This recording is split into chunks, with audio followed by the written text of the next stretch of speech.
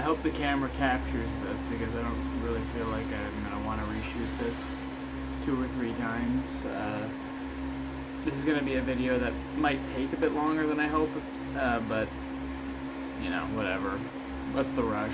Again, I apologize for the fan noise in the background, but that's basically unavoidable.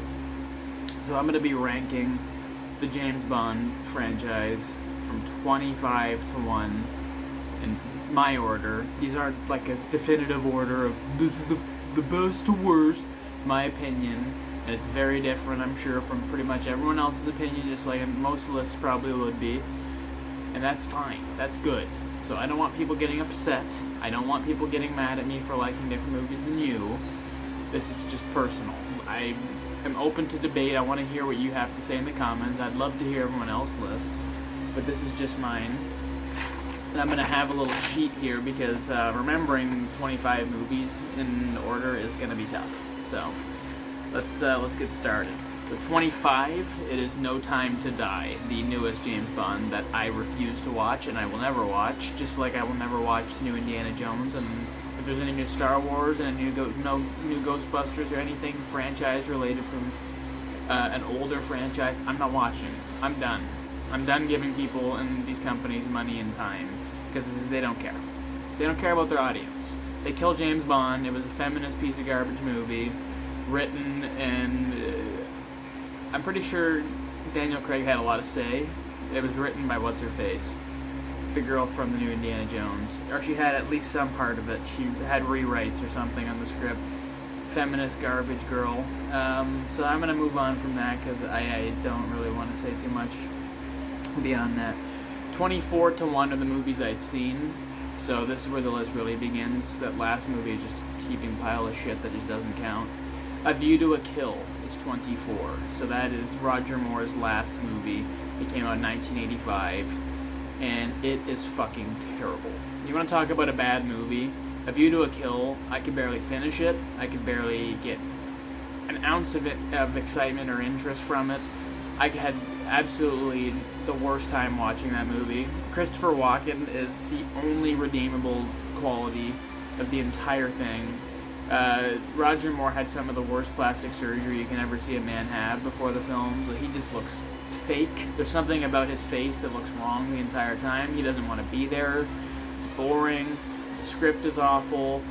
The whole blimp thing at the end is just so stupid. The whole fight at the end, it feels like Temple of Doom. To me, when I was watching it, all I was thinking was, it's funny how Indiana Jones was the copy franchise of James Bond, and now James Bond is taking from the copy of James Bond. It's just... Let's move on. View to a Kill, 24. 23 is Spectre. Now this is the only James Bond movie that I've seen in the theater, and it's horrible. There's not much I have to say about it.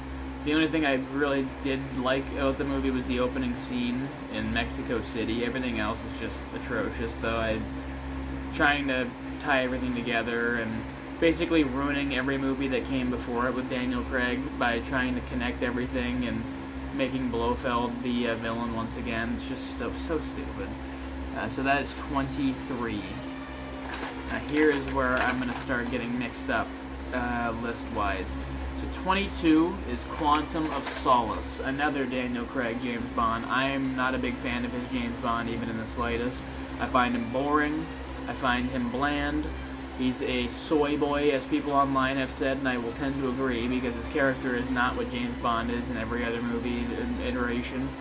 He simps for women like a 21st century man, and it's embarrassing. Watching him fumble and bumble for women in these movies is just embarrassing. I can't get behind his character. He doesn't convince me at all that he could be doing any of this. He just seems like a typical British guy that you'd see on the street, and this guy somehow ended up as James Bond. The editing in Quantum of Solace is awful. It's notorious for how bad it's edited. It's like a music video. It's so hard to watch and keep up with at all. The opening scene, it's like a car commercial for Aston Martin. It's so bad. The whole movie is just a misfire in my opinion. And it was during the writer's strike of 2008, so I mean, pretty lucky they even got a movie out of what they had. 21, For Your Eyes Only. One of the more forgettable movies. It's not even that it's bad, it's just forgettable. Like, I've seen it and I already basically forget what happens. It's just a boring movie that kind of has nothing going for it. And, the whole punchline is at the end when the girl takes her clothes off. And, for your eyes only, my dear.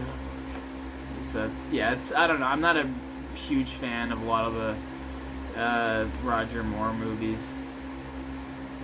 Number 20, Diamonds Are Forever. This was the last official movie with Sean Connery. He did the Never Say Never Again or whatever in the 1984 or 5. But this is the official last one. And there's some positives. I do like the chase scene. I like it being in Vegas. I just love the setting of Las Vegas. And it really uses its location. Like most James Bonds do, they use their location very well. It's not just, oh, we're here in this city, and no, they use the stuff that's surrounding them. And that chase scene, it holds up pretty well, considering the movie came out in 1971. I think it holds up pretty well. And, the Mustang in that movie, I really like it. I don't know, there's just certain things in these movies that I cling on to, and I just like the car and the chase. It's pretty lame, but the acting was blah. The whole oil rig at the end was pretty bad. It was a pretty bad way to end the movie. The villain was forgettable. And Sean Connery just didn't seem that interested. So there's a lot of things that kind of pull this out of being even a quality James Bond movie. But it's better than the other movies that I listed in my eyes. But that's just my opinion. Number 19, You Only Live Twice. It's another forgettable James Bond movie for me. I just don't care for it. It's got a lot more scenes that I like in it, which is why I put it up to 19. It's forgettable in the sense that the plot is just awful. Like, there's just nothing going for the plot. Dressing him up as an Asian man and then dropping that basically instantaneously. It doesn't get mentioned again. It's just, now he's James Bond again, because Blofeld knows it's him. It was just a very weird thing that they kind of built up in the movie. He's gonna dress in Asian disguise.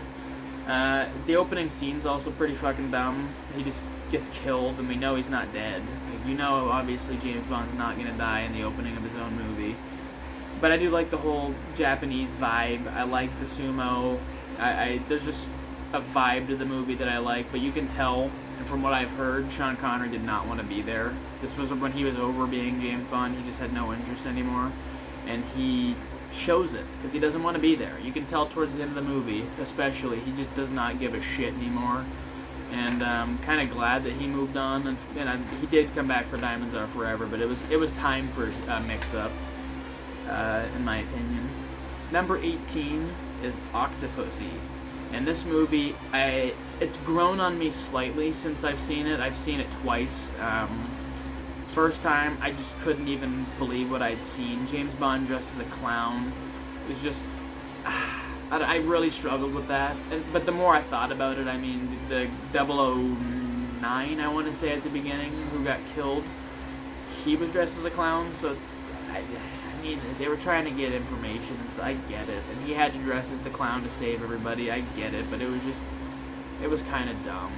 And I'm not a big fan of India as a setting, so that kind of pushes it down. It's very slummish, and I'm just not I don't know, it doesn't do it for me visually. It just kind of makes me sad and depressing, India. But besides that, the acting's fine, the villain's fine. It's just not one of my favorite James Bonds, and the ending is so dumb. The plane scene is just... I get it. James Bond is supposed to kind of be fantastical, but there's certain endings and certain scenes where you just kind of you shake your head. It's like, what did I just see? Number 17 is Skyfall. And this movie, this is kind of what launched me into watching all the James Bond movies. I'd seen Casino Royale, Quantum of Solace, and Spectre. I don't know why I saw just those three. But then I had Skyfall on my shelf over there, and I figured I had to see it eventually. Which kind of launched me into watching this entire franchise. It was all on Amazon, so I figured, fuck it. Fuck it. Skyfall was fine. There's certain scenes I really like. Javier Bardem saves the movie, in my opinion. If you had anybody else playing the villain, I would not care. I don't think the movie would even be semi-good if he wasn't playing the villain. I don't care about M dying. I never liked Judi Dench as M. I find it so stupid, and I find her dumb as M. Call me a sexist, I don't care. The second she comes in GoldenEye, she becomes just this irritating feminist fucking shill, and I can't stand her. So when she died, whatever. It's Daniel Craig's best performance as Bond, in my opinion, and that's, again, not saying much, but it's the closest to me to like a Sean Connery performance. He doesn't end up with a definitive woman in this movie, which is odd. It's the only movie I can think of where he doesn't. Maybe Quantum of Solace, you could add that in there too. Doesn't end up with a woman, which is different. So there's certain things I like, there's certain things I don't like. I do like the whole train scene where it comes through the wall. That was something. But there's not too many other scenes that, you know, pop out to me. It was just kind of a blandish movie. And, you know, I respect people that like it, but it's not for me. Number 16, Die Another Day. Now, most people would have this in the bottom. They'd have it probably even at 24, 25. But it's got so many redeemable qualities for me when it comes to just turn it on and you have yourself a fun, somewhat stupid action movie, almost on the same lines of like an early Fast and Furious movie up until about Fast 5. That's what this reminds me of, where you can just put it on, the villain is over the top, the guy was an Asian and he's now white. It's mind-boggling. Even his dad in the movie is just, he can't wrap his head around it. Pierce Brosnan is cartoonish. Madonna is in the movie. It's just so batshit that I can't help but almost enjoy it.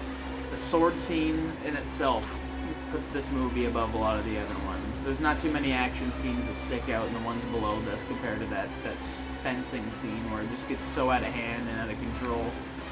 I don't know. I don't get the hate for this movie. I do know. I can see the problems. The CGI is ridiculous, and that whole scene where he's surfing, it's stupid. But again, James Bond does have some dumb scenes, but sometimes it breaks that you know, wall of like, okay, it's a little too stupid. Number 15 is Moonraker. I kind of debated on this for a while because it could be lower, but I feel like it fell right where it should be because it's got a lot of good stuff in it and a lot of bad. Not as much bad as good, but we're also entering that area of movies where I like more things than I don't. I'd say 14 and beyond are movies that I watch more often than not. Moonraker is like the last movie of the ones where it's like, I like Jaws coming back. You know, obviously he's a great villain. He's one of the only characters that is a recurring character in these movies because he was so good in The Spy Who Loved Me. And the whole space thing, I don't know how you can't enjoy it. It came up 2 years after Star Wars, so it was heavily influenced by that, obviously. Everything jumped on the space train after Star Wars to try and capitalize on that. I don't know, I don't hate the movie. The ending's kind of not great. You know, it's not the best. Blows the space station up, and of course they have sex in zero gravity, because why wouldn't they? And you know, that's basically that. That's Moonraker. I do also like that it spends enough time on Earth to build it up to the moon. It's not just like an entire movie in space that's boring, and it does build its way up there. And that spinning scene when he's on that like cyclone thing, it's a funny scene. Number 14, the original, Dr. No. When I first watched this, I don't know, I was kind of baffled. I was expecting it to be a lot worse. Until the ending, it was not that cheesy. And then, of course, when the doctor dies and his hand's going into the like acid, it's kind of cheesy and a little stupid, but it was 1962. I can give him a little bit of a break. The opening scene with Sean Connery is great. You know, the James Bond with the cigarette. That's memorable as can be. There's a lot of scenes that I love from this movie. The theme too, I don't know, I love that it plays a lot through this movie.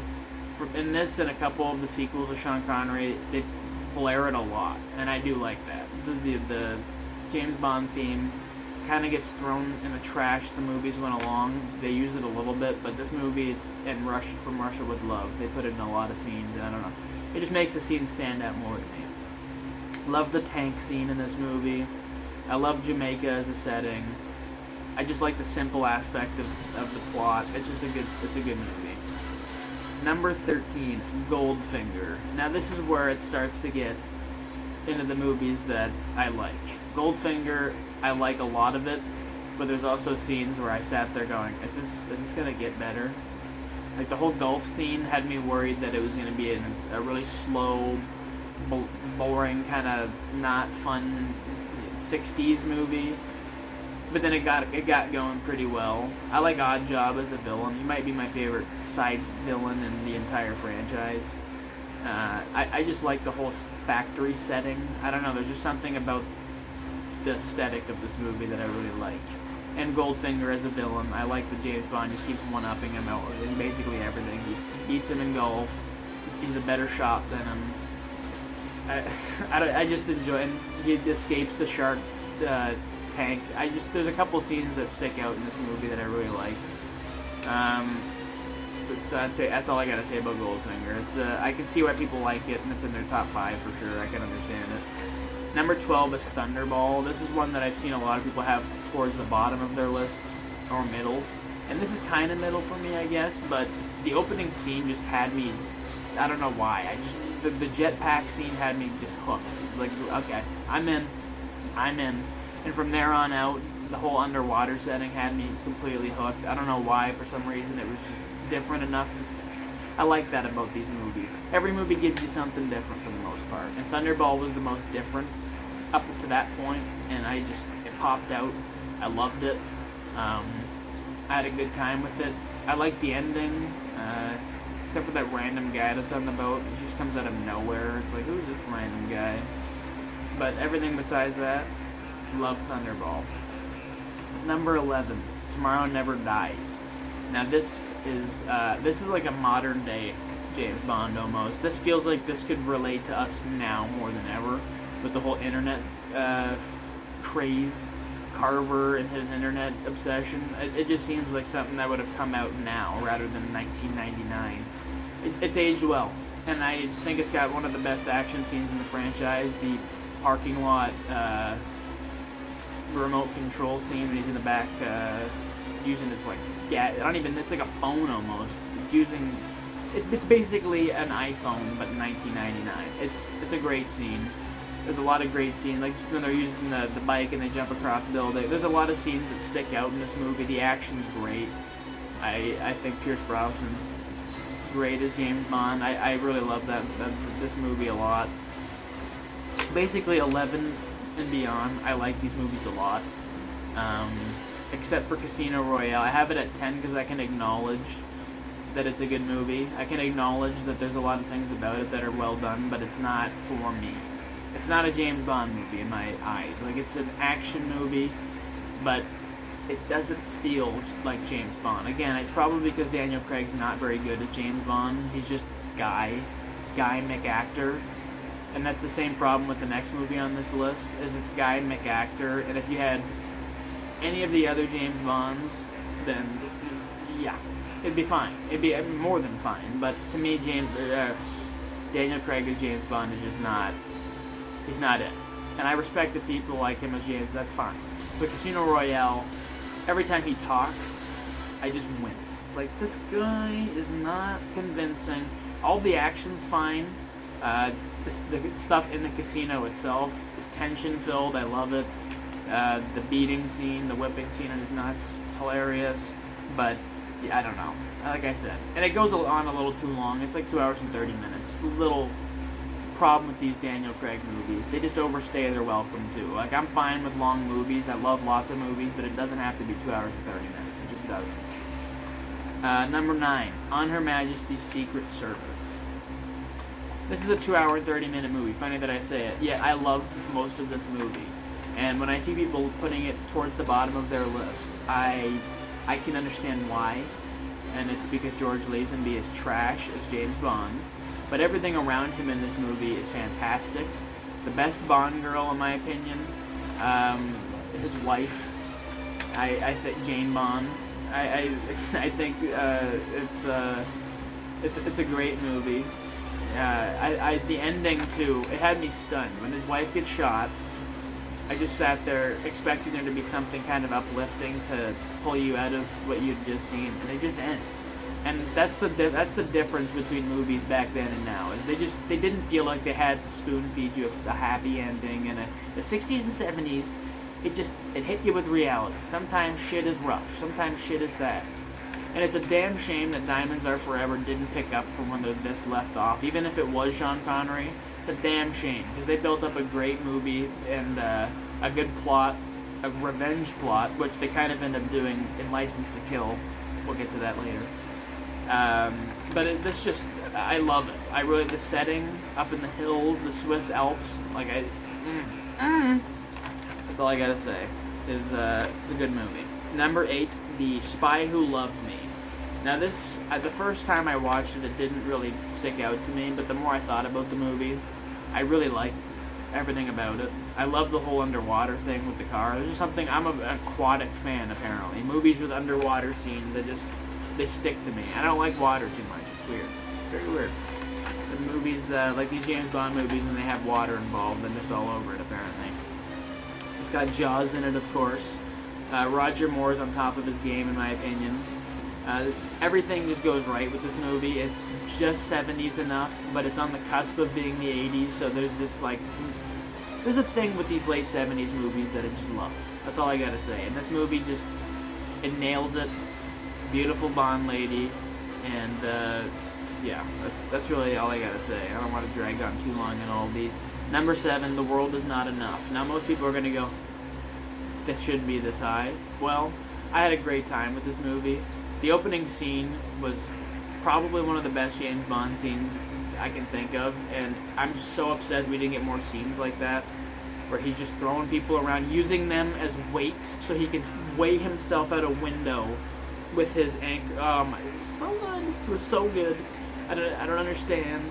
And the Fernand as the villain is great. I think he's awesome. I don't get it, man. When people say this is one of the worst ones, Denise Richards being bad is not bad enough to drag this movie out of being at least top 15. The last fight is kind of blah. I can admit that. But him getting the rod in the chest is kind of, I don't know. It feels good. You see him get killed, it's almost rewarding because of how annoying he is as a villain. So he's doing his job. Number 6, GoldenEye.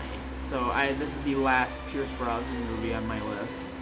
And I like it, but I don't like it as much as everybody else likes it. It's so 90s that it's aged kind of rough. A lot of the slow motion, big explosions. It feels almost like a Michael Bay movie at parts. But the tank scene makes this movie elite. That scene is awesome, where it's just mowing down in Russia. That scene's fucking awesome. Pierce Brosnan's so eloquent and handsome and charming, and he's everything you want from a James Bond actor. He's everything that Daniel Craig is not. That's basically what I'm saying. So you've got the total polar opposite with Pierce Brosnan to Daniel Craig. To go from one to the other just seems like a complete mess, and I don't know. I never bought it. Pierce Brosnan, to me, is so much better, and his 4 movies are so much more enjoyable, even if they aren't the most amazing in quality, some of them. I still find, especially this and The World Is Not Enough, to be rewatchable all the damn time. And you gotta acknowledge, Famke Janssen as the villain in this. She's great. I'm not, and she's hot, and there's a lot of things about this movie that you could go on for days about how great it is. A video game, too. I beat the game before watching the movie, so watching the movie, it was almost me tying the pieces together from the game. I love it. I love GoldenEye, but the ending kind of, I'm not a big fan of Michael Bean. I just call Michael Bean. I just called him Michael Bean. Sean Bean's death, where he's still somehow alive after falling from like a 200-foot drop. It doesn't make sense. I'll move on, because I have 5 more movies, and I don't know how long this video's been. Number 5 is From Russia with Love. This is... It depends on what kind of mood I'm in. I was moving this around on my list, but it's at 5 right now.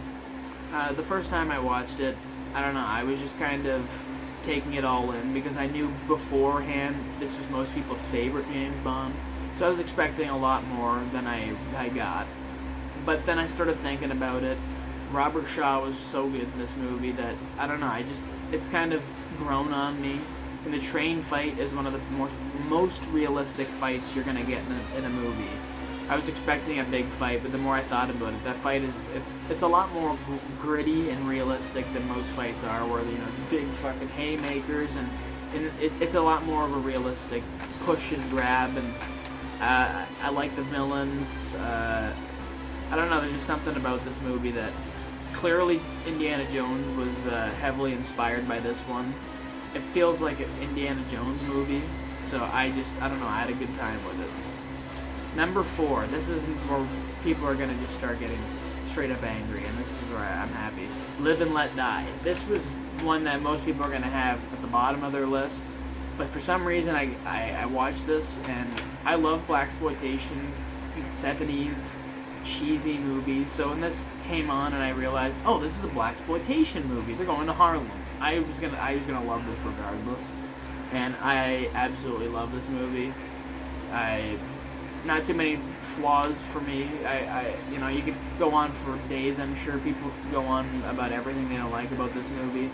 I like it, so I'm just gonna leave it at that because I want to see the controversy just unfolding in the comments.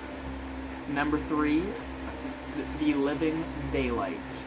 I think Timothy Dalton is the best James Bond.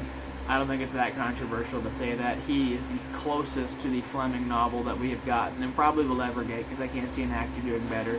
He's theatrically trained. You can tell this guy is serious. He means business. I never once questioned him. He is James Bond.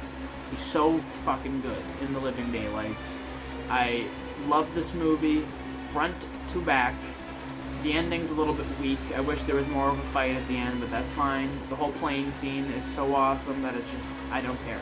I could watch the movie every day of the week if you gave it to me right now and I put it in. Boom, bada bing, bada bang. That's all I gotta say about that. Now these top 2, I can put this down because I know my top 2 now. So number 2 is The Man with the Golden Gun. And you either love this movie or hate it.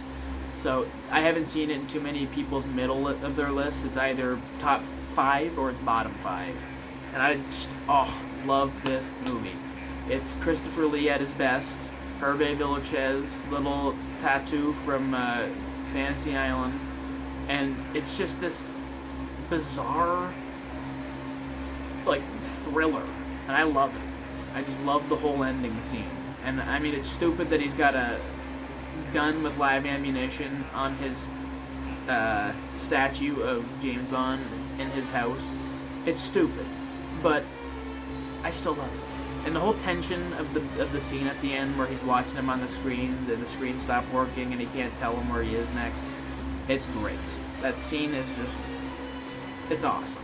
And the fact that he builds the gun into these like normal things that you'd be using, like a pen, and it looks like a Mauser, a gold Mauser. I just love the gun. I love the movie. I had a really good time with it. Roger Moore is awesome in this movie. So yeah, that's all I gotta say about number 2. Again, you either love it or hate it. So you've probably figured out what number 1 is by now. License to Kill. Again, Timothy Dalton, the best James Bond. This movie is as gritty as it's gotten. The only problem with this movie, and a lot of people have pointed this out, is it's filmed like an 80s movie, so it looks very grainy. The Blu-ray doesn't look fantastic. It doesn't look as good as some of the movies from the 60s and 70s where it's filmed on, real film, and it looks, I'm not saying it's not filmed on film, but there's just the graininess that a lot of 80s movies had, that these older movies from the 60s, like if you put On Her Majesty's Secret Service next to License to Kill, one's a lot more beautiful than the other, but License to Kill is the better movie. The script is fantastic. Timothy Dalton is at his best. James Bond is at his darkest and angriest. It's just awesome. I love everything about it. It's a Benicio del Toro movie when he was young, so you get to see him honeymoon. Everything about it. I could just go on and rate it for literally days because there's not really a flaw in my eyes in the movie. The villain is awesome. Sanchez is great. Bond Girl is fantastic. And Q is the most useful Q has ever been in that movie. That scene where he rushes into the hotel room and knocks him over it's one of the funniest scenes in James Bond. I don't know. I love it. I don't love a lot of these movies to that extent. I like a lot of them, but yeah, License to Kill I can say I love it. So there's my list, and I'm sure it's controversial, and I'm sure people are upset, but that's what this is all about, having an opinion. So I hope you enjoyed watching, and don't get too upset. Leave your list down below, and I will happily be interested to talk about that. Have a very good day, and goodbye.